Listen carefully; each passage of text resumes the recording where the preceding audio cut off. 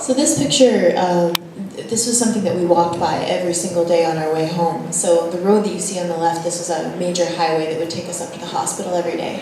And there was this pile of scrap metal sitting there, and then there was this giant statuesque building right behind it, and you can barely see it, but it's called the Family Church, just to the right of the trees there. And it turned out that the chief medical officer in our hospital, that was his church.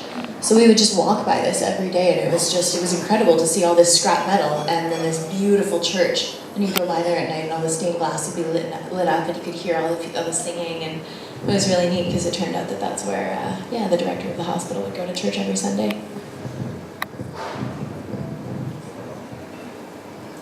So now we get into the host family. So we're really fortunate with this program that you stay with a local family in Kumasi.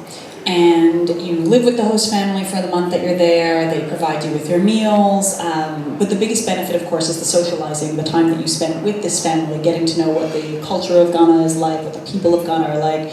They're a pretty incredible people. They live very differently than us. They obviously have less by our material standards, but they have a strong sense of community that doesn't necessarily exist in this part of the world in the same way.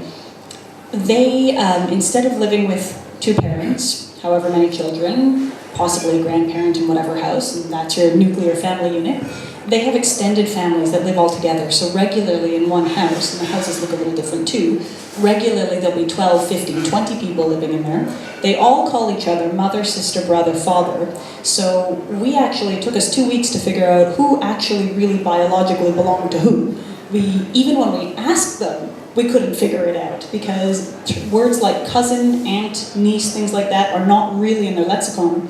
So they can tell you, they know who biologically is attached to who, but it doesn't mean the same thing to them. It doesn't really matter the same way because they have this really integrated community aspect. And the neighbors come over every night and they're part of the family. One person who was staying with us was a friend of the family who just went, so it's a really interesting experience. So we have a few pictures showing you with the little kids that were there. That's Mama Kos, who was the matriarch of the family, sort of the head of this particular family. Even though she's not the oldest, they have this very interesting system, but basically they all really take care of each other, and it's a really beautiful thing.